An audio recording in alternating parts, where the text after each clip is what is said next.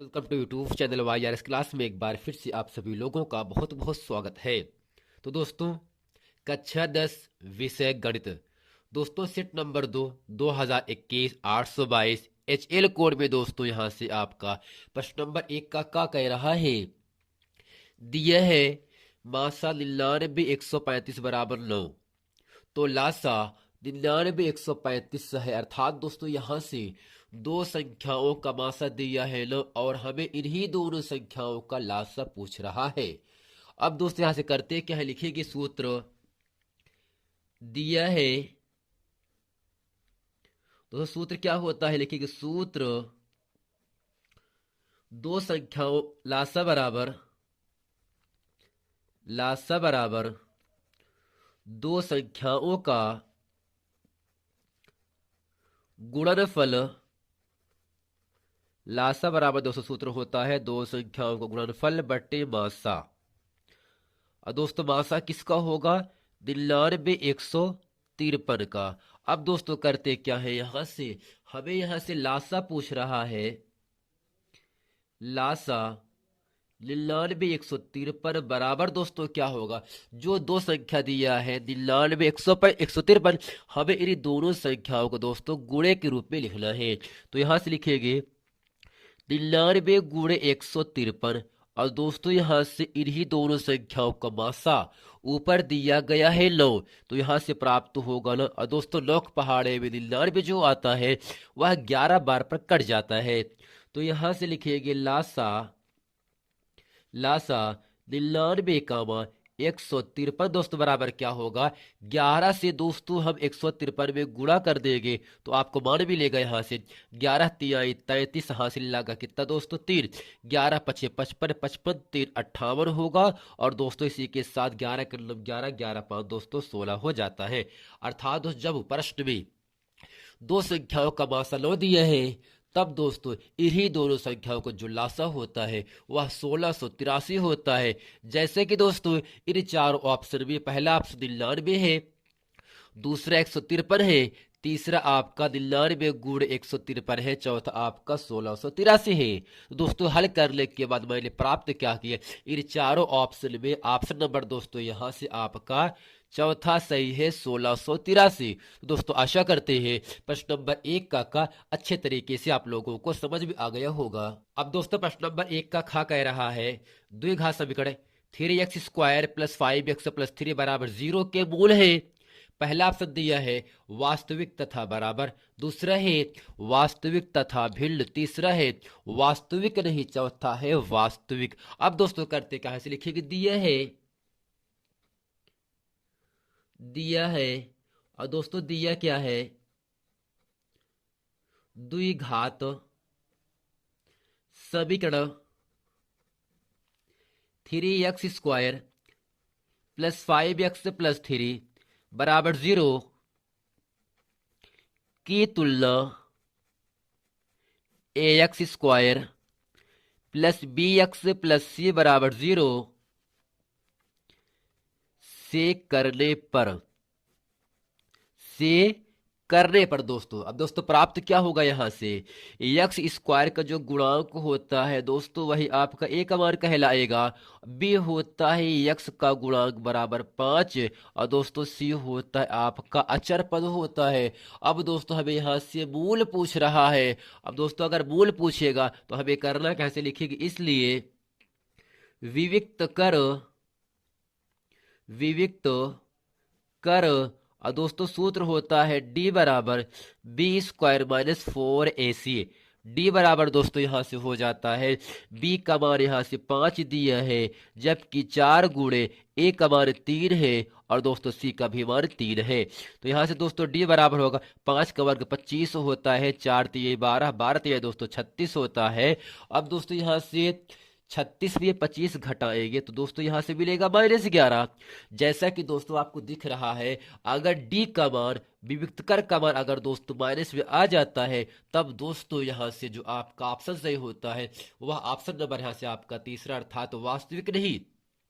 अर्थात दोस्तों जब किसी द्विघात समीकरण का मूल डी का मान विविक्तकर माइनस में आ जाता है, तब दोस्तों मूल वास्तविक नहीं होता है, अर्थात उस मूल को हम कह सकते हैं काल्पनिक संख्या।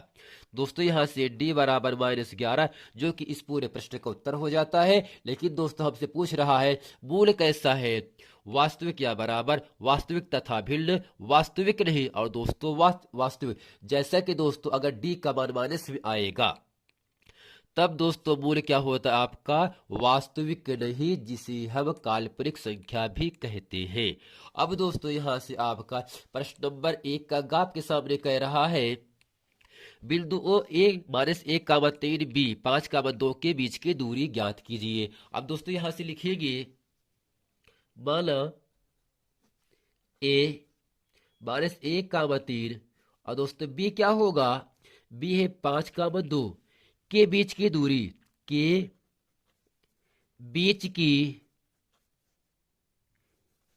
की दूरी। और दोस्तों सूत्र क्या होता है यहां से, ए बी बराबर दोस्तों सूत्र होता है यहां से रूट के अंदर x1 -x2 का whole square plus y1 -y2 का होल स्क्वायर। जैसा कि दोस्तों यहां से x1 -1, y1 का मान 3, x2 का मान 5 और y2 का मान 2 हो जाता है। अब यहां से ए बी बराबर दोस्तों क्या होगा, अगर दोस्तों दो बिंदु दिया गया है ए और बी, अगर दोस्तों बीच की दूरी पूछेगा, इस सूत्र को अच्छे तरीके से आप लोगों को याद कर लेना। तो दोस्तों ये क्या होगा, आपका सूत्र है दो बिंदुओं के बीच की दूरी का सूत्र क्या होता है। अब दोस्तों x1 का मान -1 दिया है, x2 का मान 5 दिया है, -1 -5 का होल स्क्वायर प्लस y1 का मान 3 दिया है, y2 का मान 2 दिया है, पूरे को दोस्तों होल स्क्वायर हो जाता है। अब करते क्या है, यहाँ से ए बी बराबर दोस्तों होगा -1 -5, माइनस माइनस जुड़ता है, आपको मिलेगा -6 का होल स्क्वायर और 3 में दोस्तों 1 घटाएंगे, आपको मिलेगा 1 का स्क्वायर। अब यहां से करते क्या है, दोनों का स्क्वायर कर देते हैं, तो होगा ए बी बराबर दोस्तों 6 का वर्ग 36 होता है, प्लस 1 का वर्ग दोस्तों 1 होगा। 36 में दोस्तों हम 1 को जोड़ेंगे तो होगा यहां से 37। जैसा कि दोस्तों दो बिंदुओं के बीच की दूरी के फार्मूले से जो आपका ए बी का मान प्राप्त हुआ वह 37 प्राप्त हो गया। और आपको दिख रहा होगा दोस्तों ये 37 जो आपका रूट 37 आया है, ये कौन सा ऑप्शन सही है। जैसे कि दोस्तों पहला ऑप्शन यहाँ से दिया है रूट 17, दूसरा दिया है रूट 37, तीसरा दिया है 5, चौथा आपका दिया है रूट 61। दोस्तों इन चारों ऑप्शन में ऑप्शन नंबर यहाँ से आपका दूसरा सही है, रूट 37। तो दोस्तों आशा करते हैं सेट नंबर 2 2021 822 HL कोड में प्रश्न नंबर 1 के का खागा अच्छे तरीके से आप लोगों को समझ में आ गया होगा। अब दोस्तों प्रश्न नंबर 1 के घा में आपसे कह रहा है त्रिभुज एबीसी में ए बी बराबर 5 सेंटीमीटर, बी सी बराबर 5√3 सेंटीमीटर तथा सी ए बराबर 10 सेंटीमीटर होने पर कोण बी दोस्तों कैसा होगा, 45, 60, 90 या 120 होगा। दोस्तों यहाँ से जो हम यहाँ से एबीसी एक त्रिभुज बना देती है। अब दोस्तों इस पूरे त्रिभुज में ए बी का दोस्तों मान कितना दिया है, यहाँ से 5 ही दिया है, जबकि बी सी का मान 5√3 दिया है और सी ए का मान दोस्तों यहाँ से 10 दिया है। दोस्तों हमसे पूछ क्या रहा है, कोण बी कैसा है। अब दोस्तों जब त्रिभुज की तीन भुजा का मान दे देगा, ए बी बी सी सी ए का मान दे देगा और हमसे चाहे कोण ए पूछे, चाहे कोण बी पूछे और चाहे कोण आपका सी पूछे, तो दोस्तों यहाँ से करते क्या है, हम तीनों भुजा के वर्ग कर देते हैं। अब दोस्तों यहां से लिखिएगा ए बी का होल स्क्वायर बराबर दोस्तों होगा क्या, ए बी का मान 5 है ना, तो यहां पर होगा 5 का स्क्वायर, 5 का स्क्वायर। दोस्तों 5 का स्क्वायर क्या होता है, 25 होता है। यहां से लिखिएगा बी सी का होल स्क्वायर, तो ये होगा आपका बी सी का होल स्क्वायर बराबर 5√3 का होल स्क्वायर। और दोस्तों यहां से 5 का वर्ग 25 होता है, जबकि इस वर्ग से ये वर्गमूल कट गया, केवल 3 मिला। और दोस्तों यहां से 25 या 75 होता है। अब दोस्तों ए बी निकाला, अब बी सी का होल स्क्वायर निकाल दिए। अब यहां से निकालते हैं सी ए का होल स्क्वायर, तो यहां से लिखिएगा इसलिए सी ए का होल स्क्वायर बराबर, जैसा कि दोस्तों जो सी ए का मान दिया वो आपका 10 दिया है, तो इसका भी दोस्तों स्क्वायर होगा। स्क्वायर दोस्तों करने के बाद प्राप्त क्या होगा, 10 का वर्ग आपका 100 प्राप्त हो जाता है।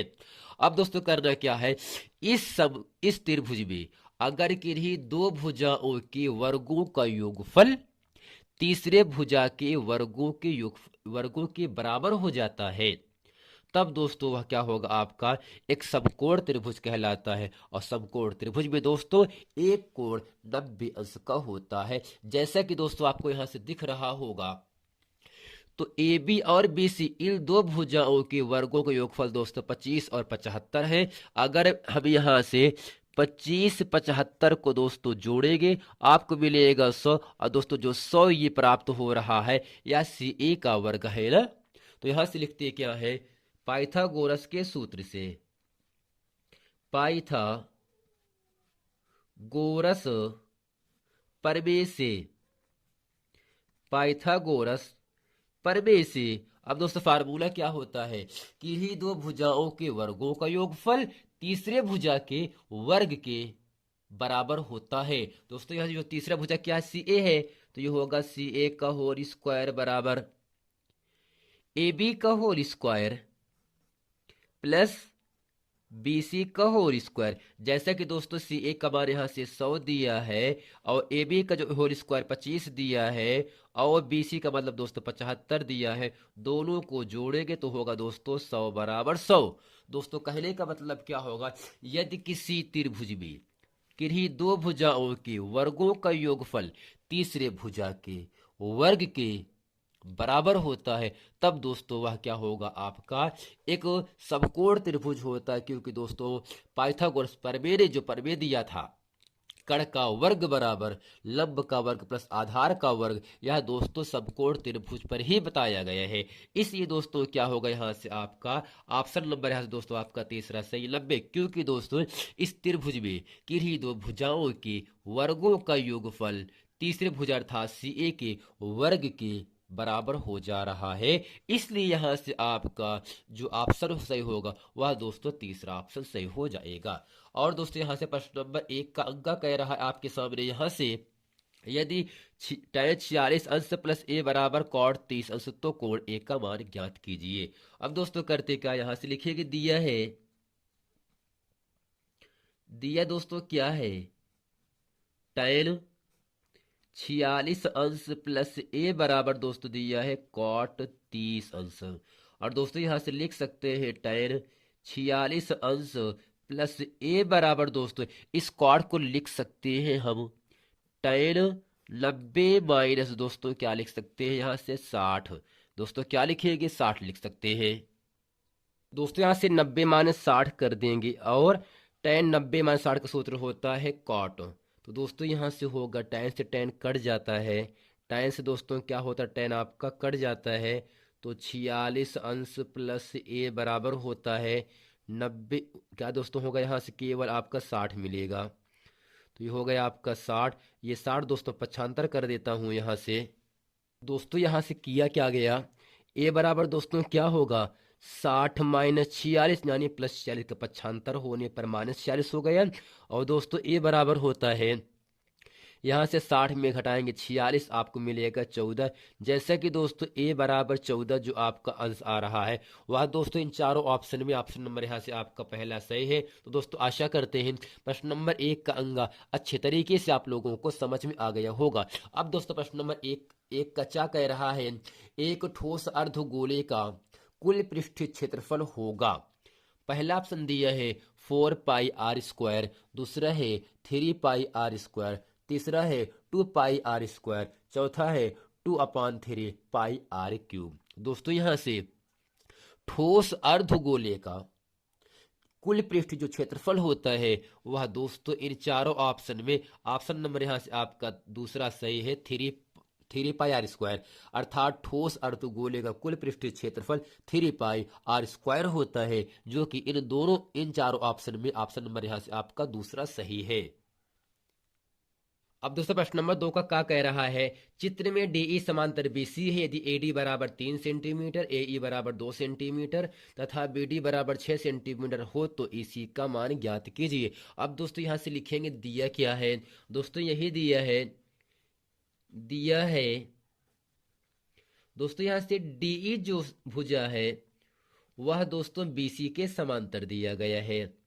अगर दोस्तों समांतर है, जब किसी भुजा के संबंध कोई रेखा समांतर होता है तब दोस्तों वहां से लगता है थेल्स प्रमेय। तो यहां से लिखेंगे थेल्स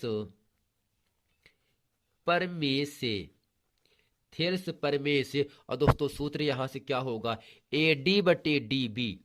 तो ए डी बटे दोस्तों होगा यहां से बी डी बराबर ए ई बटे ई सी। ए ई बड़े दोस्तों यहां से ई सी होता है। जैसा कि दोस्तों ए डी का मान 3 दिया है तो 3 बटे दोस्तों होगा, और बी डी का मान 6 दिया, 3 बटे 6 बराबर दोस्तों ए ई का मान 2 है, जबकि ई सी का दोस्तों मान हमें फाइंड करना है। अब दोस्तों तिरछा गुणा कर देंगे यहां से, तो होगा क्या 3 गुणे ई सी बराबर दोस्तों 6 दूनी 12 होगा। और दोस्तों 3 के पहाड़े में 12 4 बार पे कट जाता है। तो दोस्तों ई सी का जो मान आया वह दोस्तों 4 सेंटीमीटर हो गया। अर्थात दोस्तों यहाँ से 6 3 9 और दोस्तों 4 2 आपका 6, यही दोस्तों इसी बराबर 4 सेंटीमीटर इस पूरे प्रश्न का उत्तर हो जाता है। तो दोस्तों आशा करते हैं प्रश्न नंबर 2 का अच्छे तरीके से आप लोगों को समझ में आ गया होगा। अब दोस्तों यहाँ से प्रश्न नंबर 2 का खा आपके सामने कह रहा है द्विघात समीकरण x square plus 2x plus 3/2 बराबर 0 का विविक्त कर ज्ञात कीजिए। दोस्तों लिखते ही दिया है समीकरण x square plus 2x plus 3/2 बराबर 0 की तुलना a x square plus b x plus c बराबर 0 से करने पर अब दोस्तों होगा क्या यहां से, दोस्तों ए बराबर यहां से 1 रहेगा, बी बराबर दोस्तों 2 रहेगा, सी का मान आपको मिलेगा 3/2। तो दोस्तों हमको ज्ञात क्या करना है, विविक्त कर ज्ञात करना है। तो लिखेंगे इसलिए विविक्त कर और दोस्तों इसको लिखते हैं डी से, और डी का सूत्र होता है बी स्क्वायर माइनस 4ac।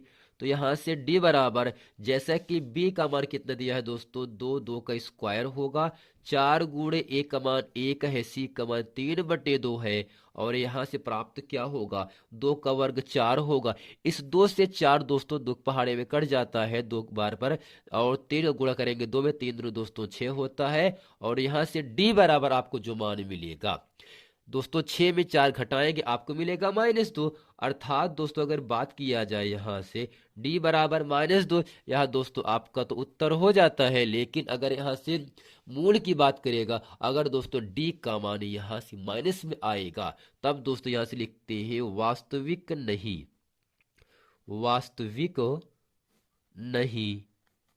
है।